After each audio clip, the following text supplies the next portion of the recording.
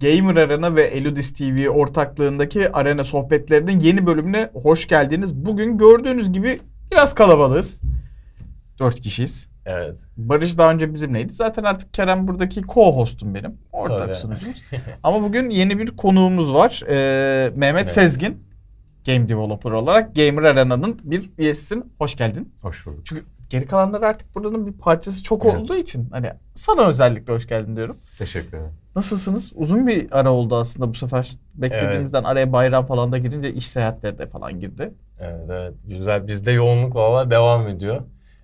Barışlar tarafında game development alanında da bayağı bir yoğun ilerliyorlar. Zaten geçtiğimiz programlarda, Barış'ın olduğu programda da bahsetmiştik.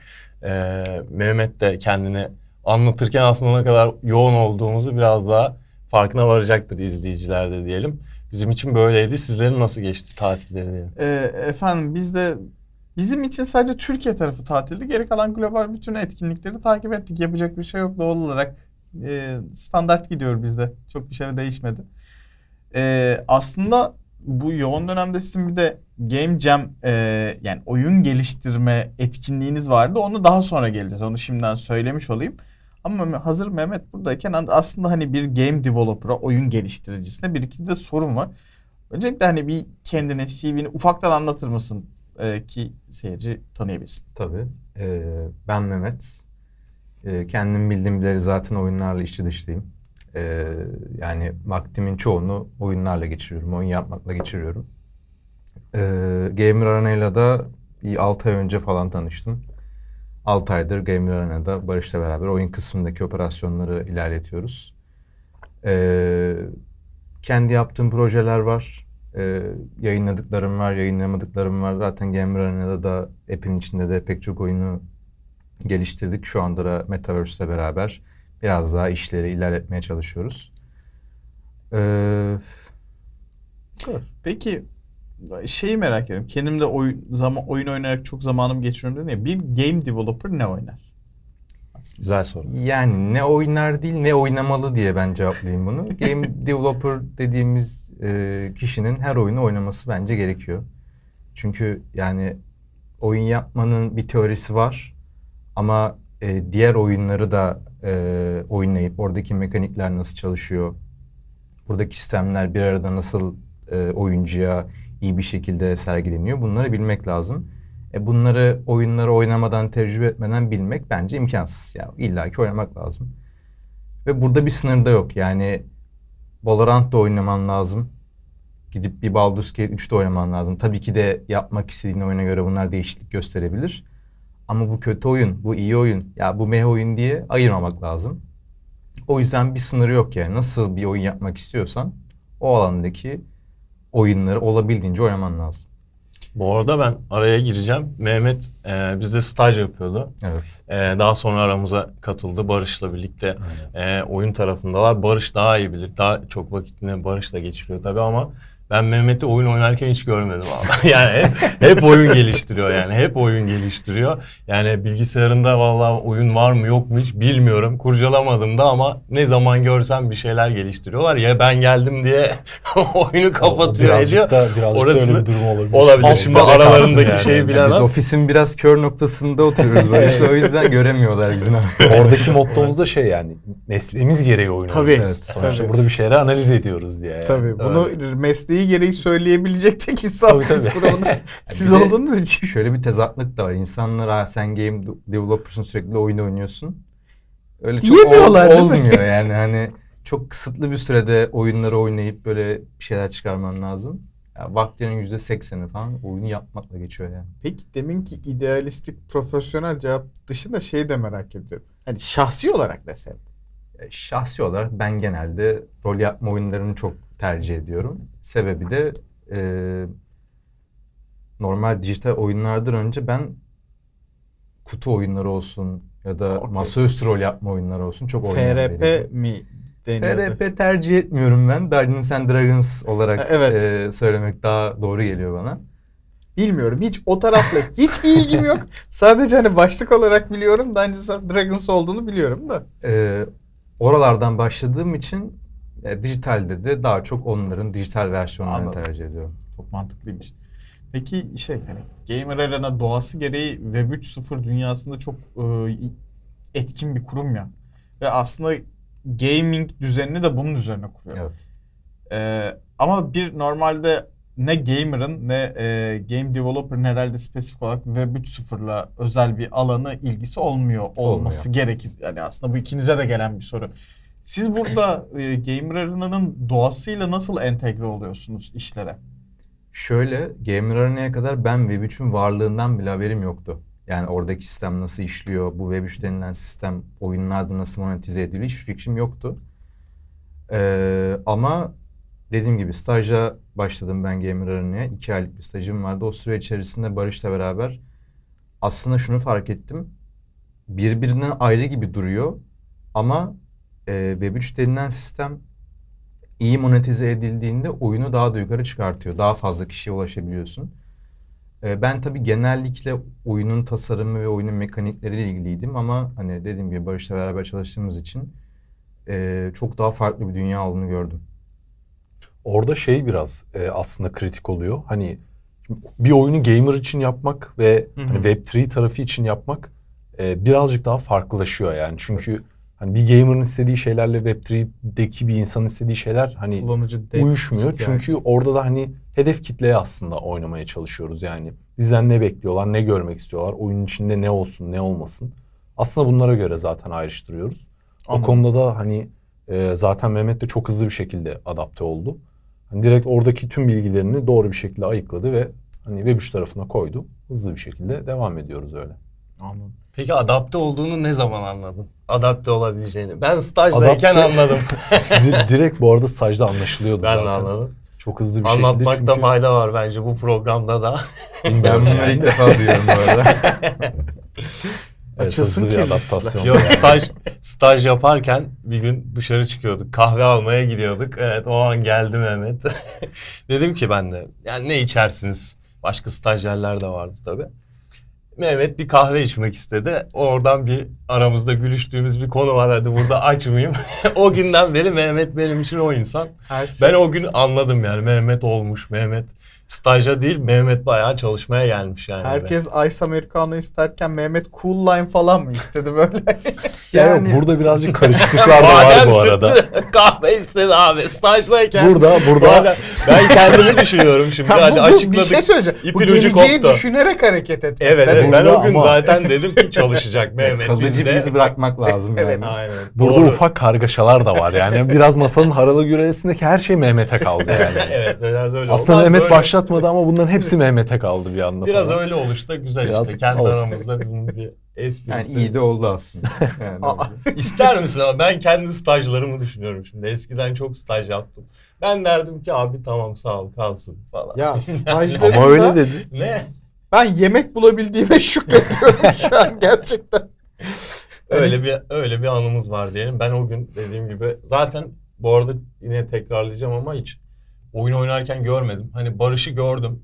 Yani ürettiğiniz oyunları sonuçta en son çıkan kişi senin elinden çıkıyor ediyor. Eskiden ki tek başınaydın, şu an işte bir ekip çalıştırıyorsunuz. Başka stajyerlerle de ilgileniyorsunuz ediyorsunuz ama Mehmet'i görmedim. Valla ne zaman görsem bir şeyler geliştiriyor, bir şeyler öğreniyordu ediyordu. Yani şaka bir yana, kahve şakası bir yana ilk başladığı günden beri böyle ilerliyor. Bakalım nerelerde göreceğiz. Peki o zaman biraz artık Game Jam tarafına geçelim herhalde. Gamer Arena'nın son haftalardaki en önemli olaylarından biriydi. Nasıl geçti sizin için ve beklentilerinizi karşıladı mı aslında? İstiyorsan ben başlayayım o zaman burada. Tabii. Burası Ee, Game Jam dedik mi sizin alanınız. Bana yorum düşmez. Vallahi Game Jam aslında çok hızlı başladı. Zaten duyuru yaptığımız ilk andan beri bir sürü katılım oldu Game Jam'e. İnsanlar hani katılıyorlar, sorular soruyorlar. Daha hani biz genel konsepti bile açıklamamışken insanlar gelip bizim ağzımızı yoklamaya başladı. Hani önden böyle bir head start alabilmek için hani nasıl bir şey yapılması planlanıyor vesaire gibi. Discord kanalımız zaten çok aktifti o süre zarfında. O yüzden çok güzel başladı aslında. Gidişat da bir o kadar güzeldi. Aslında biz sadece şunu istemedik, hani insanlar gelsin oyun yapsın, Game Jam'e katılmış olsun değil, birazcık da komünite, interaksiyon, insanların birbiriyle konuşmasını da istedik.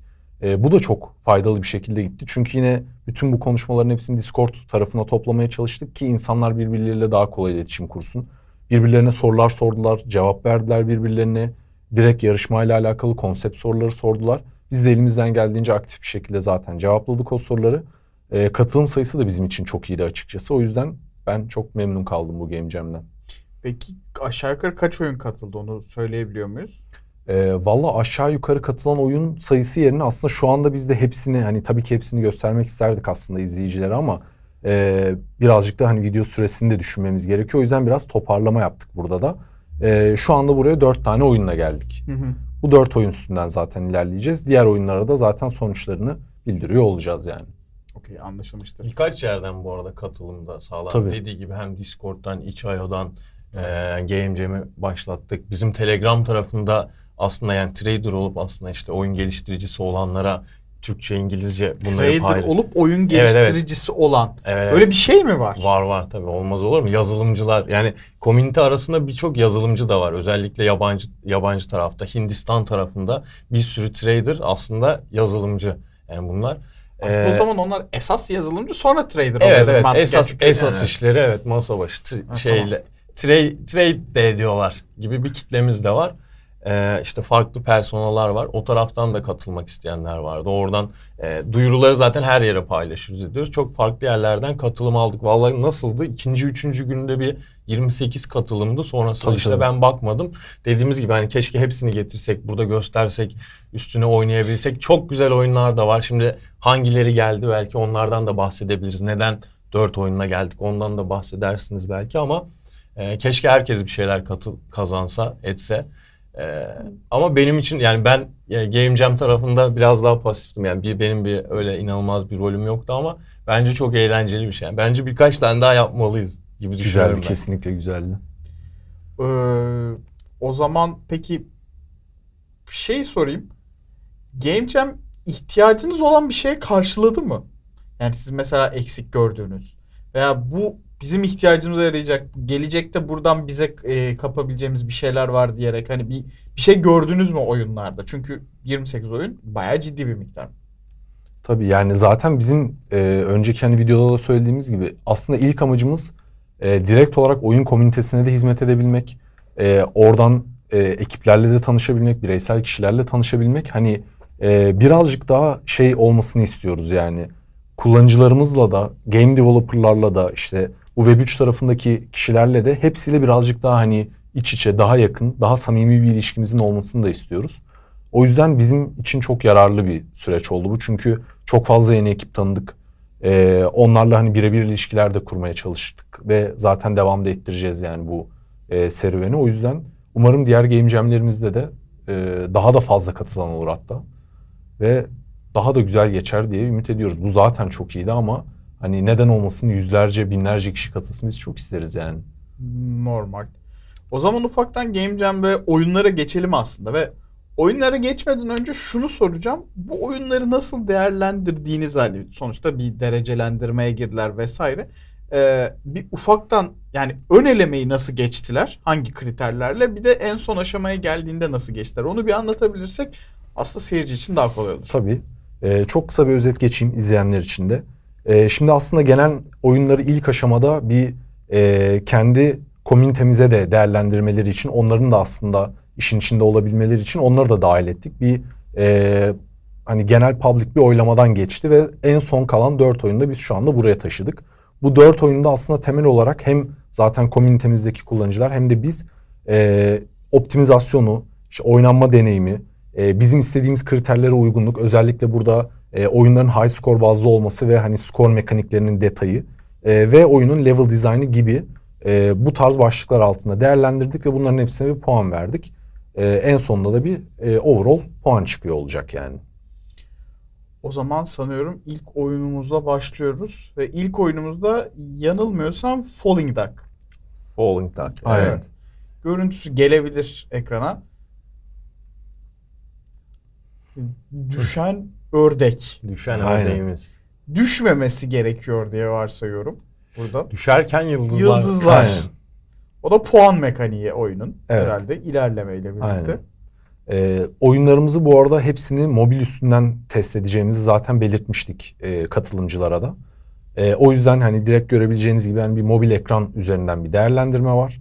Bir analog koymuşlar. Ördeği analogla kontrol ediyoruz.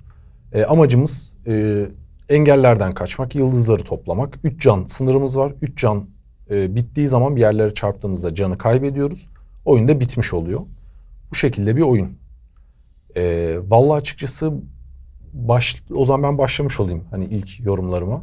Şimdi ben bu oyunu oynadığımda aslında genel oyunun yapılması yani oyunun yaparkenki kullandıkları düşünceye erişmek istedikleri yer benim aslında hoşuma gitti.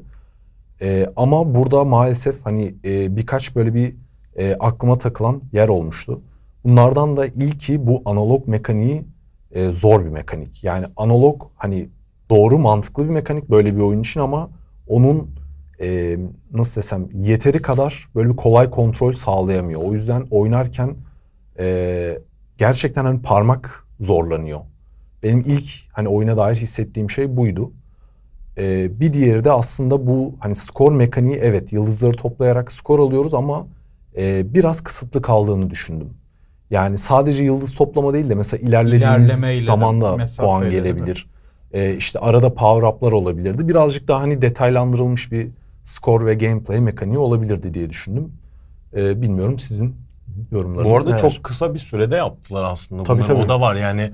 Şimdi hani bir sene bir oyunun üstüne çalıştılar da bu çıkmadı. Biz sonuçta karşıdaki insanı da yeni tanıyoruz ediyoruz ama ben şeyi soracağım. Düşüyor gibi mi daha çok ilerliyor gibi mi? Yani normal ilk bakıldığında isminden de anlaşıldığı üzere Düşüyor. o objenin Evet, düşüyor olması olması lazım gerek. ama Ha, Sanki şimdi hızlanmıyor anladım. gibi mi? Düşmesi Ya aslında bu şey aslında arkadan yukarıdan. görüyorsun. Evet, Yukarıdan evet. düşüş. O başlangıç ekranından şimdi anladım. Sanki zıplıyor mu gibi mi? ama hani Anladım. ben bunu yaparken daha çok hani bir derine doğru gidiliyormuş gibi Evet ileriye doğru gibi yapılmış. Evet. Aynen. sanki. Yani şey bakış açısıyla değişince şey tabii ister istemez havada süzülüyormuş efekti yaratıyor ama anladım. Fena değil o açıdan. Aa, yapanın ellerine sağlık. Tabii ki. ederim. Nasıl yapalım? 5 üzerinden mi 10 üzerinden mi? Nasıl değerlendirelim Aslında oyunları? puanlama kriteriniz Puanlamamızı varsa ya da yapalım, nasıl aynen. puanlıyorsanız onu bir anlatıp Hı hı. o şekilde ilerleyebiliriz. Evet dediğimiz gibi aslında oyunları hani 5 üstünden biz puanlıyoruz her kategorimizi. Şimdi tek tek buradaki hani her kategorimize girip onlardan kaç puan verdiktense hani biz dediğimiz gibi aslında genel optimizasyon, oynanma deneyimi, high score bazlı olması ve skor mekaniklerinin detayı ve oyunun aslında level design üstünden overall bir puan verdik. Oyunları da zaten defalarca uzun uzun da oynadık. O yüzden kendi aramızda da yorumlaştık. Böyle bir herkes istiyorsanız puanını açıklayabilir aslında. İstiyorsanız ben hatta başlayabilirim. Aynen, sen başla sonra. Tamam. Dediğim gibi benim aslında tabii ki yapan herkesin bu arada ellerine sağlık. Birbirinden güzel oyunlar. Falling Duck için benim puanım 3. Dediğim gibi nedenlerden yani aslında hani bir düşme yerine ileriye doğru gidiyormuş hissi, analogun bende yarattığı hissiyat ve hani level design'ın daha da aslında böyle çok potansiyelli olması ama onun tahmin ettiğim kadar diyeyim en azından kullanılmamış olması nedeniyle ben Falling Duck'a 3 puan veriyorum 5 üzerinden. Benle mi devam edelim? Game developer'larla mı devam edelim? İstiyorsan sen söyle. Ben vereyim. Sen 3 puan verdin. Ben kötü adam olayım ya. Ben 2 puan vereyim. Daha gelecek oyunları da merak ediyorum. Olmadı ona göre değerlendiririz. Ben 2 puan veriyorum Falling Duck'a.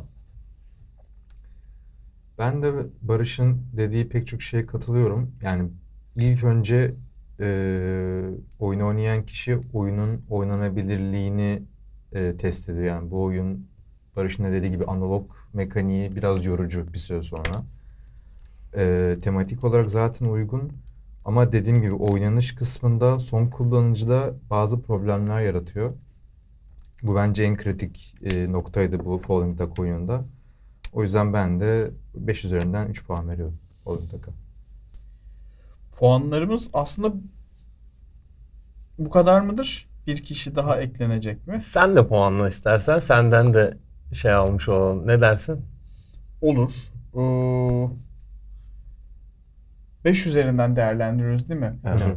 Ben de o zaman biraz şey hocayımdır, böyle bu konularda sert hocayımdır. 2 diyeyim. Kriterlerimiz yüksek. Game Jam olsa da. Evet. 2 puan diyelim. Ne yapalım? Bir sonraki oyuna mı En geçelim? sonunda hepsinin ortalaması alırız. Şimdi Süper. yani Tabii. zaten 2-2, 3-2 olduğu için Hı hı. siz hesaplarız en sonunda, Tamam. zor değil. Bir sonraki oyunumuz sanıyorum Fireball. Ona geçelim. Oyunu da çok kısa bir tanıtmış olayım ben yine. Görebileceğiniz gibi bir tane topu kontrol ediyoruz. Ekrana dokunarak parmağımızla aşağı doğru çektiğimiz zaman top yukarıya doğru bir kuvvet kazanıyor. Hızlı bir şekilde ilerliyor. Burada sağ tarafta mesela alev tarafından çekildiği zaman top daha hızlı ilerliyor. Normal bir yerden çekildiği zaman birazcık daha yavaş. Kuş gibi engeller geliyor karşımıza. Alevli bir şekilde çekerek topu, kuşu patlatabiliyoruz. Burada da oyunun temel mekaniği aslında şu. Havadayken bir kere daha topu yukarıya gönderme hakkımız oluyor. Ama top yere değene kadar onun dışında bir daha bir yön veremiyoruz topa. Bu şekilde bir oyun. Bu da aslında gayet eğlenceli, zevkli. Konsept olarak da aslında benim de beğendiğim ve güzel bir oyun tarzı. Görebileceğiniz gibi bir ağır çekim mekaniği de var burada. Bu şekilde bir oyun. Biraz zor bir oyun. Görebileceğiniz gibi bu arada oynarken de neredeyse ilk başladığımız yere kadar düşüyoruz yani burada. Ya zaten herhalde en zor tarafı da bu en başa doğru düşmedir her zaman bu tarz oyunlarda. Evet. Hatta barrel'lı bir, fıçılı bir oyun vardı. Evet. Dünyanın herhalde en zor oyunlarından biri. İsimli olarak sallıyor olabilir ama Getting Over It gibi bir isim var. Öyle bir galiba. şey galiba, Yukarı hatırlamıyorum. Evet yani bitmiyor oyun. Evet. Ama mekaniği kullanmaları ve buna alternatif yaratmaları hoşuma gitti. Yani hani mesela alevle vurduğunda karşındakini yok edebilme veya slow motion'a geçebilme falan gibi açılara çok biraz da inovatif kalıyor bu oyun türü için herhalde. Sizin o zaman puanlamalarınızı alabilir sanırım, başka bir değerlendirmeniz yoksa. Olur. Bu sefer ben başlamamış olayım. Soldan başlayalım istiyorsanız. Öyle yapalım. Okey. Ben Fireball'da mekanik olarak zaten hepimiz aşinayız bu tarz oyunlara. Pek çok farklı da başarılı örneği var. Ama oyunun biraz kendini iyi anlatamadığını düşünüyorum.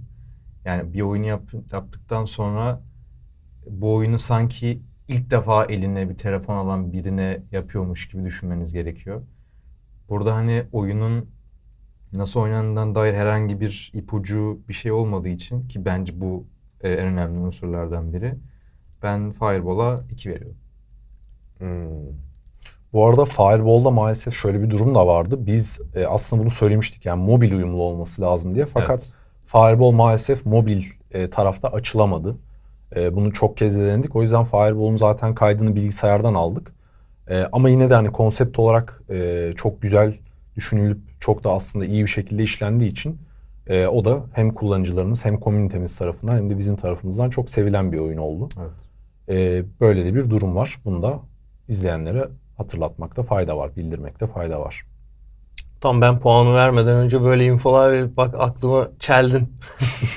Ben şeyi benzettim bu arada, bizdeki oyunlara, hani yukarıda canı görüşümüz, işte Falling Dark'ta yoktu sanırım yanlış hatırlamıyorsam ama yani yukarıda canları görüşümüz, edişimiz, ben biraz daha iyimser tarafta kalacağım galiba bunda ya. Çünkü bizim oynattığımız oyunlara biraz benziyor. Tabii sizin alanınız, siz daha iyi bilirsiniz ama benzettim yani, benim hoşuma gitti. O Barrel'lı oyunu da çok bilmiyorum açıkçası. Belki de hani bunun orijinalleri, asıl fikir babaları oyunlarına bildiğiniz için belki size öyle geliyor olabilir ama ben 3 puan vereceğim. Senden fazla vereceğim gibi duruyor ya.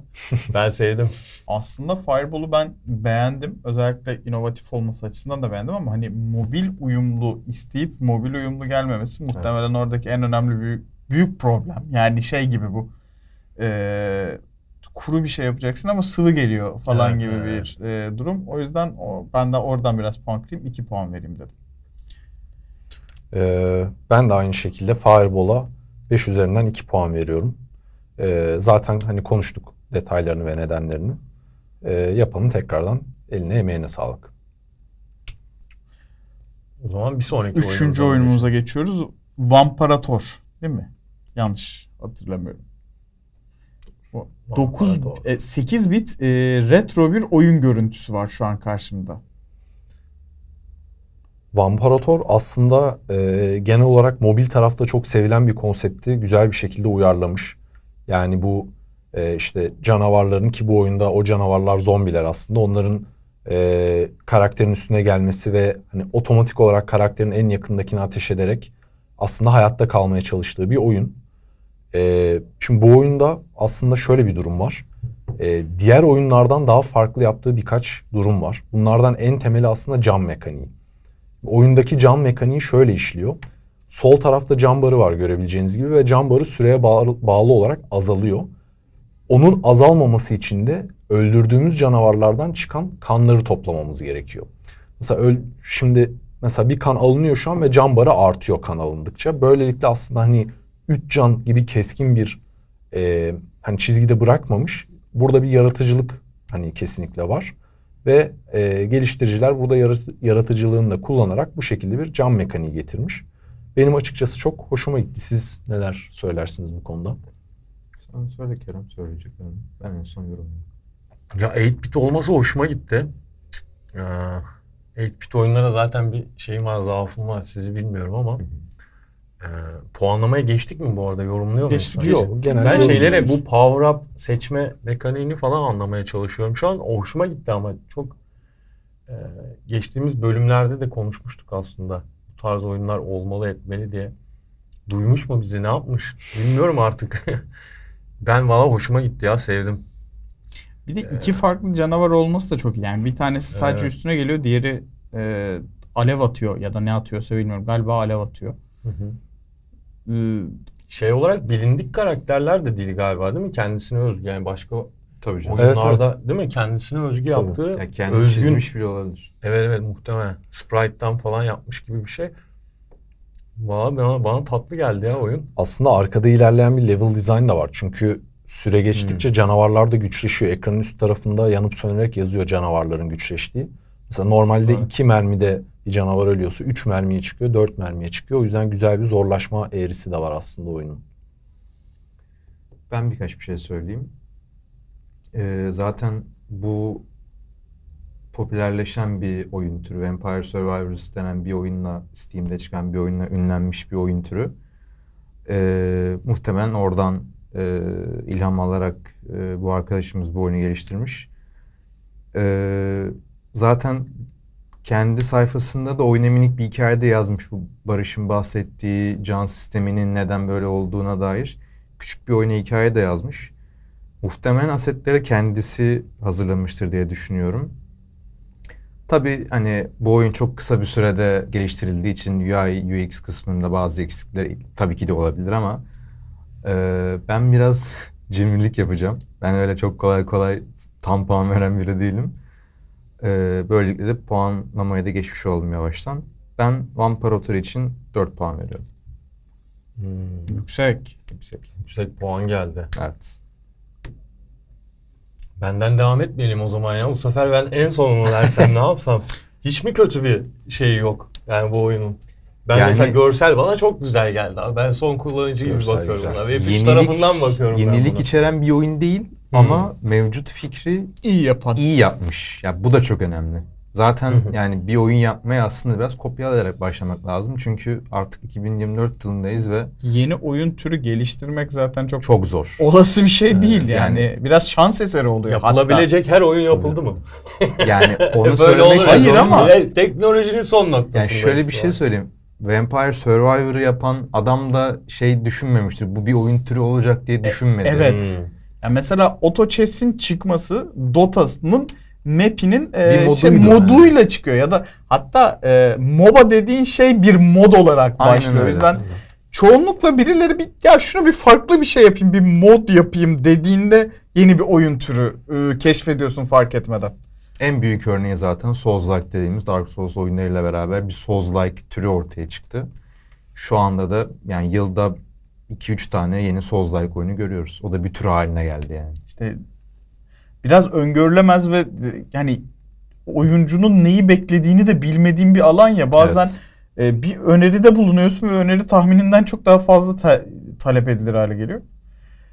Ben devam edeyim. Yani özellikle 8-bit olması benim de çok hoşuma gitti. İnovatif olması açısından dediğin gibi yani çok o açıdan bir şey ekstra katmıyor ama birkaç farklı ekstra da eklenmiş. O yüzden hoşuma gitti. Ben de oraya 3 puan vereyim dedim. Ben de aslında dediğim gibi oyunu beğendim. Yani oynarken de eğlendiğim oyunlardan biriydi kesinlikle zaten. Özellikle burada bizim söylediğimiz cam mekaniğine biraz bir farklı yaklaşım benim çok hoşuma gitti.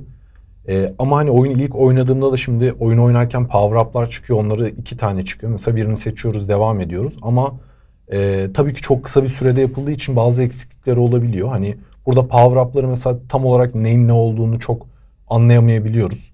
Bu tarz hani minik eksiklikleri olabiliyor oyunların ki bunlar da çok normal. Çünkü kısıtlı sürede yapılıyor. Yani bir yandan oyun geliştiriliyor, bir yandan görselleri hazırlanıyor, bir yandan test yapılıyor falan.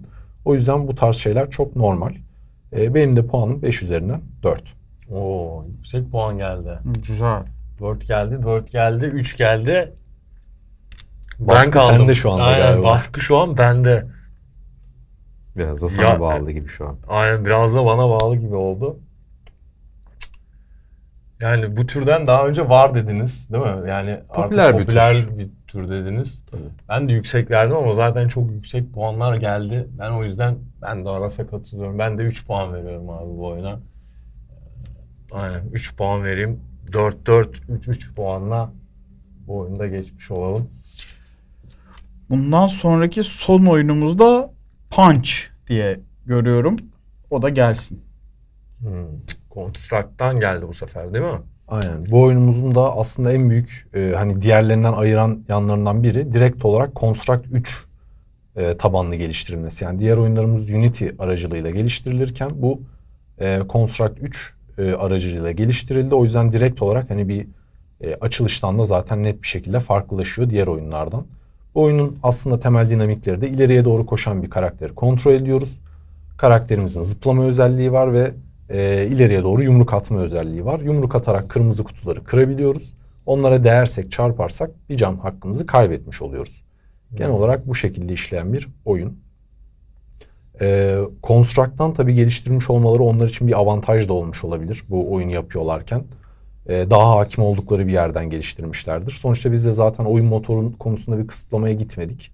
Sadece dedik ki web üzerinden mobilde çalışabiliyor olması lazım diye. Şimdi oyunun mobilde açıldığı hali bu. Yani yukarılarda bir boşluk kalıyor. Çünkü daha yatay olarak Ben tasarlanmış tam bir olarak oyun. onu soracaktım yani. Evet. Mobile o zaman aslında sadece entegre edilmiş sonradan bir oyun. Evet gibi duruyor yani.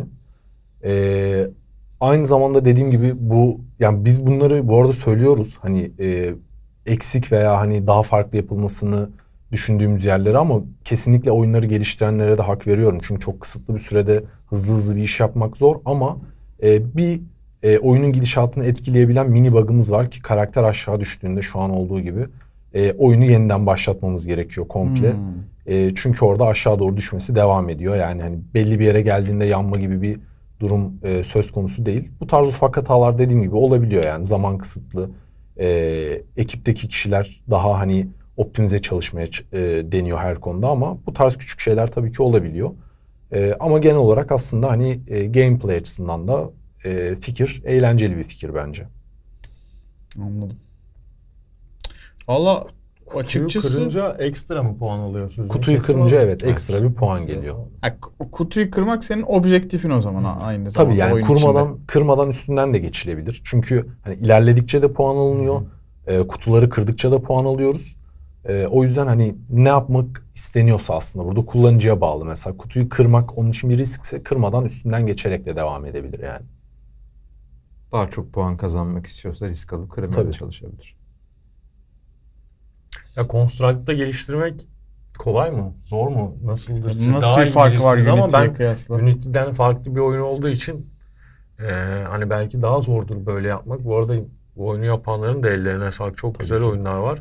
Yine bir 8-bit şeyi görüyorum. Skoru çok hemen hızlıca görebiliyorum aslında oyunu oynarken. O çok dikkatimi çekti. Bu zor bir şey mi düşünce işte Duyuyor, ölmüyor, bu hatalar falan zor şeyler mi? Construct'ta geliştirmek nasıl? Ne Ya, yorumlarınız olur o tarafta? her oyun motorunun yapabilecekleri bellidir ama hani zaten küçük ve daha Hı hı. az kapsamlı bir oyun yaptığında aslında hangi oyun motorunu kullandığının çok da bir önemi yok. Hani benim açımdan en azından Hı hı. bunun Construct 3'te ya da Unity'de ya da Unreal Engine'de yapılması bir şey fark etmiyor yani. Kendisi belki de Construct 3'ü daha iyi bilen biri Hı hı. onu tercih etmiştir diye Burada bence tahmin ediyorum. çok ciddi bir tane problem var. Zıpladığında şeyi göremiyorsun. Aşağıyı hiç göremiyorsun. Ve o yüzden aslında nereye hedef Hı alıp hı. inmen gerektiğini göremiyorsun. Evet. Ve o yüzden de çok kolaylıkla canın gidebilir, yanabilirsin. Ve ki örneklerdeki yanmalar da Evet. biraz o sebepten Evet. ötürü. O bence bir tık temel bir problem olmuş. Burada dediğimiz gibi hani mobil Uyumu. birazcık Dert. maalesef zayıf kalmış. Aynen öyle. Biraz daha puan vermeden kırdık sanki puanları. Şimdiden. Galiba biraz. Yani evet. O zaman kimle başlayalım? Mehmet, sen mi başlayalım? Olur. İlk sırada akma Mehmet geldi. Zaten eksilerini artılarını konuştuk. Ben hiç lafı da çok fazla uzatmadan Punch isimli oyunumuza 2 puan veriyorum. 4 puandan 2 puana düştüğüne göre ve bu böyle bir şey yaptığına göre ben de ciddi düşüneyim. 2 puan geldi Mehmet'ten. Ya çok temel bazı şeyleri eksik yapmış. Okey. Zaman kısıtlı ama bazı önemli şeyleri yapmak da elzem. Yani onlarda biraz eksiklikler var. O yüzden 2. Sana da biraz zaman kazandırmış oldum. Eyvallah. Ben karakteri çok sevdim ya. Ben de 1 mi versem acaba diye düşünüyordum da o kadar 1 de verilmez herhalde. Karakteri de çok sevdim. Skorun yukarıda olmasını da çok sevdim. Ben 2 artı görüyorum. 2 puan veriyorum ben de Punch oyununa. Ama yapanın da ellerine sağlık diyorum Evet. tekrardan. Evet. O şey dediğin bayağı etkiledi bu arada puan vermemi. Aşağıyı görmüyor olmuşum. Gerçekten etkiledi. 2 puan diyorum ben de son karar. E, Böylece topu da size atıyorum. Bana kalmasın son puanı. Şimdi tabii aslında hani Mehmet'in de dediği gibi bazı hani olması gereken, kesinlikle aslında olması gereken durumlar var. Ki burada mesela karakter aşağı düştüğünde direkt olarak hani oyunun yeniden başlatılması gerekmesi, bunlar aslında birazcık kritik durumlar ve hani aslında temel şeyler. Başka bir iki hani benim gözüme çarpan durum da olmuştu. Mesela o yumruk tarafında her ekrana basıldığı zaman bazen yumruk atmayabiliyor. Hani böyle ince durumlar da olmuştu. Diğer oyunlara verdiğimiz puanları da düşünürsek, şimdi sen de aslında konuya birazcık hani 1 vermek istemiyorum diye girdin ama benim The Punch için puanım 1. Bende de şöyle, hem mobil optimizasyonunun çok da ideal çalışmıyor olduğu hem de oyunun temel mekaniğinin oyunda gözükmüyor olduğu gerçeğiyle yani şey çözersin sonraki aşamada ama hani yere düştüğünde oyunun devam etmesi o bir bug'dır en nihayetinde. Tabii. Ama yani teslim edilen son ürünün bu halde olmaması gerektiğini tercih ederim en azından. Ben de 1 puan vereceğim. Tahmin Biraz ettim bir geldiğini. kırıcı bir Aynen. hoca olarak yapacak bir şey yok. Son final listesini alalım arkadaşlar. Son final listesinde ortalamada o zaman birincimiz 3,5 puan ortalamasıyla Vamparator oldu. İkincimiz Falling Duck oldu 2,5 puan ortalamasıyla. Evet. Üçüncümüz Fireball oldu 2,25 puan ortalamasıyla ve dördüncü olarak, yani buraya gelen oyunlar arasında dördüncü olarak da Punch 1,5 puan ortalamasıyla dördüncü olmayı başardı. Ellerine sağlık diyelim yapanların Evet. o zaman. Yapan herkesin eline sağlık. Valla burada değerlendirmek, hani puan vermek de zor bir şeymiş bu arada. Alkışlayalım. O yüzden, Gerçekten bu hepsine emekler alkışlıyorum değerli. yani. Doğru. Evet. Ya buraya kadar bu arada hani burada birinci, ikinci, üçüncü oldular ama bir sürü oyun da vardı aralarında. Tabii Bir canım, sürü oyundan evet. buraya geldiler. Komünitenin seçildiği oyunlardan buralara kadar geldiler. Valla ellerine sağlık gerçekten yapanların. Ne diyordun, lafını böldüm Aslında ama. yani biz insanların, hani kullanıcılarımızın beğendiği oyunları buraya, en çok Hı. beğendiği oyunları buraya getirdik ve hani burada da bir oyundan hani puan kırıyor olmak beni biraz garip hissettirdi açıkçası. Çünkü hani onları da anlıyorum, süre kısıtlı. Çünkü bir yandan hani özellikle Mehmet'le ben de hani oyun geliştirdiğimiz için biraz hani keskin Anlıyorsun. yorumlar da Hı yapmak hı. istemiyoruz kesinlikle ama umarım hani kullanıcılarımızın da düşündüklerini buraya aktarabilmişizdir yani. Başka yeni game jam'lere mi diyelim o zaman? Umarım. Neler diyelim? Peki bu deneyimden size kattığı en büyük şey ne oldu? Bütün oyunları gördükten sonra. Mesela şimdi Vampirator eklenecek mi Gamer Arena'ya? Böyle bir güzel Zor bir sorun sorular var. gelmeye başladı. Tabii, bu Ya da güzel mesela Fireball, Falling Dark herhangi biri. Aslında bu konuda bir çalışma yapmayı da düşünüyoruz. Özellikle zaten birinci olan oyunumuz da hem komünite tarafından hem hani bizim tarafımızdan da çok sevildiği için bu konuda bir çalışmamız olacaktır kesinlikle. Güzel. O yüzden bu da hani oyun geliştiren kişilere hani buradan bir mesajımız olsun oyun geliştiren kişilere. Hani biz dediğimiz gibi hep yani game development komünitesine elimizden geldiğince destek olmak istiyoruz. O yüzden hani sizlerin bir oyun yapıyor olması, bunları bize iletiyor olması aslında bizim için tahmin edebileceğinizden de daha değerli ve bizi daha çok mutlu eden şeyler. Çünkü sizlerle beraber aslında biz büyüyor olmak istiyoruz. Çünkü Kesinlikle. biz hani Gamer Arena olarak hani direkt kendimizi ve kullanıcılarımızı bir aile olarak görüyoruz. Gamer Arena ailesi olarak görüyoruz. Hani evet biz bir rekabetçi oyun platformuyuz ama rekabet etmek için öncelikle bir aile olmamız gerektiğini de düşünüyoruz. O yüzden diğer Game Jam'lerimize de bu Game Jam'e katılanları da katılamayanları da herkesi bekleriz. Umarım çok çok daha büyük, çok çok daha güzel Game Jam'ler düzenliyor oluruz. Bu arada birçok turnuvaya göre bayağı rekabetli geçti yani topluluk tarafında evet. da sizler daha iyi bilirsiniz tabii ama bayağı yani sanki bir FIFA turnuvası yapılıyormuşçasına bir rekabet de vardı aslında. Evet. Yani o yüzden eğlenceli oldu Kan vallahi. gövdeyi götürdü diyebilir miyiz? Diyebiliriz. Evet. sanki. Yer evet. Yer evet. Vay canına. O zaman sanıyorum bu haftalık bu kadar Bu kadar. diyoruz. Ben Web3 tarafına da isterim yalnız. Eğer Gamer Arena tarafına entegre ediyorsak Vampirator'u Web3 tarafında da değerlendirmek Onu isteriz. tabii ki konuşuruz yani neden olmasın. Toplantı. Şimdi hemen, Tabii, tabii. hemen bir oturalım. O zaman bu haftalık bu kadar diyelim. Gamer Arena ve Eludis TV ortaklığındaki arena sohbetlerinin yeni bölümündeydik. Game Jam'i konuştuk, Gamer Arena'nın düzenlediği. Gelecek haftalarda yeniden görüşmek üzere diyelim. Hoşçakalın. Hoşçakalın.